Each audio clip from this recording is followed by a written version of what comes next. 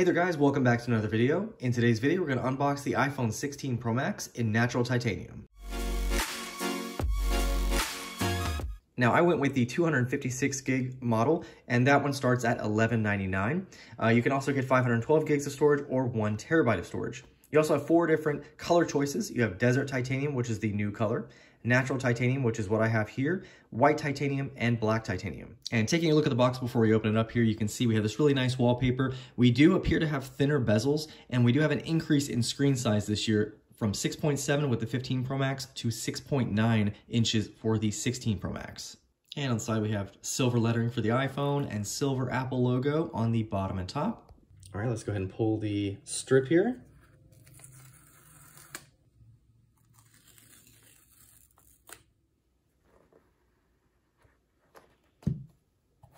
All right, right up front we have our natural titanium iPhone 16 Pro Max. Our box is a little bit different this year, so as you can see the cable, we have a braided cable USB-C to USB-C.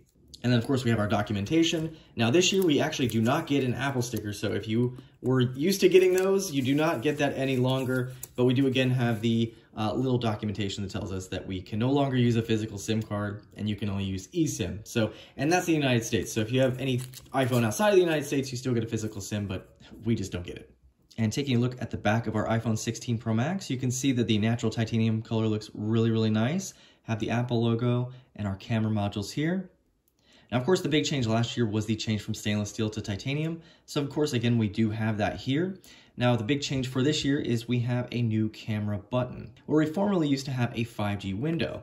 Now, this is a capacitive button, as you can see here. So you can use that to zoom or go through different options for the camera. And, of course, you can press down to take a photo. On the opposite side, we do have the action button returning with our volume rocker. And then on the bottom, we do have our USB-C, microphone, and speaker. And then nothing on the top here. Go ahead and remove our protector. And just to give you a quick exterior comparison between the 15 Pro Max and the 16 Pro Max, you can see that the iPhone 16 Pro Max is just a hair taller because of its slightly larger display. Camera modules look very similar. Apple logo and materials look very similar as well. Now, I will miss this blue from the 15 Pro Max. I thought that was a pretty good color. And honestly, the color choices for this year for the Pro models is not great. It looks a bit bland in my opinion. So the desert titanium looks like a light gold. I kind of wish they would have had maybe a nice burgundy or red, something like that. But so we went with the natural titanium. Taking a look at the side here, you can see the difference. So you can see we have those power keys in the same spot, but where that 5G window was on the 15 Pro and Pro Max, you can see it's now been replaced with that camera button. Taking a look at the bottom, you can see not much difference here. And then on the other side, of course, we have the action button and our volume rocker, and then nothing on the top here. All right, we'll go ahead and turn it on for the first time. All right, and here we are at setup for iOS 18. So let's go through and see if there's any changes. So I'm not seeing much new here with the setup. Of course, we have the action button again here. So from here, you can assign it to different things. So you have options like silent mode, focus, camera, flashlight, Shazam, translate, magnifier, and different shortcuts if you wanted to use your own kind of thing. I was using this for the camera button, but no longer as we already have a dedicated camera button. So as you can see, we're going to come up to that here in a moment. So it does let you know that you can click the camera control to open a camera app, then click again to use camera control as a shutter. And then it just shows the camera coming alive here. And then we have, of course, have Siri, emergency SOS, and we are now at the home screen. Now, of course, we get iOS 18.0 out of the box. If you're curious about the build number, it is 22 Alpha 3351. If you go with the 256 gig model, you're going to get 237.97 gigs out of the box. All right, just to quickly demonstrate the camera control here. So you just press that once to bring up your camera. And then by default, it has it set to zoom. So you can move your finger across to zoom in or out. Now, of course, you can still use the pinch to zoom function like so, or you can press the different zoom options as normal. Now, within the camera control, you can also choose different options here. So you've got your exposure, depth, zoom, cameras, styles, tone.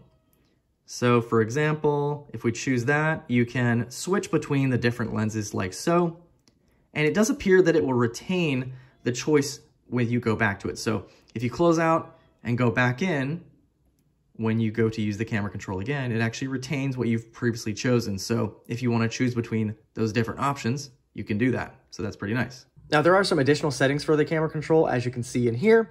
So you can see we have clean preview. You can also launch the camera with a single click or double click.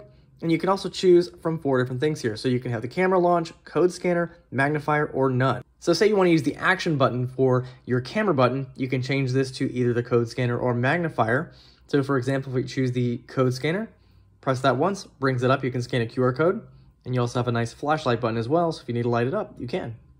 Nice. Now, another addition within the camera, we have the option for 4K 120 frames per second recording. And just to show you a brief look at that, here is a recording I took of the cat. And it is pretty smooth movement, so I think it looks great. Another added feature here is audio mix, so you can actually change between different audio mixes here, so in frame, studio, and cinematic, so you can get the best sound from what you're recording. Another addition here is when you're recording sound, you can now record spatial audio as well as video, so you can view this on the Apple Vision Pro. Now, of course, I have to mention the one glaring omission here, and of course, that is Apple Intelligence. So that's going to feature the new Siri, the Genmoji, and a bunch of other nice little AI goodies. Now, of course, these will be here later. So next month is what Apple says when iOS 18.1 comes out. And of course, more features will probably roll out throughout the year. But at launch right now, as this is being recorded on September 20th, there is no Apple Intelligence. So as you can see, we've got regular Siri. So that'll be here later. Now, one of my biggest gripes with the iPhone 15 Pro Max was the jarring change between the macro camera and the traditional camera. So I just want to see if that same issue is here with the 16 Pro Max. So we'll take this little plant here. And that does seem to be a little bit better. But you can. All right, and taking a look at the displays side by side, you can definitely see the reduction in bezels for the 16 Pro Max over the 15 Pro Max. And then, of course, you can see the increase in size. Now, I already thought the Pro Max models were big, but now they're even bigger. But, of course, display looks great. We do have that dynamic island, again, with the 16 Pro Max. Now, comparing this to another flagship, this is the Pixel 9 Pro XL. This has a 6.8-inch display. And the iPhone 16 Pro Max, of course, has that 6.9-inch display, so that is bigger, but just to give you a quick comparison between the two. And we can't leave the Samsung out of it. We have the Galaxy S24 Ultra, and of course, the aspect ratio is a little bit different on this one, so as you can see, it's a bit taller, but this one also has a 6.8-inch display versus the iPhone 16 Pro Max's 6.9-inch display. So there you guys have it, an unboxing and quick look at the iPhone 16 Pro Max. Again, this is in the natural titanium color.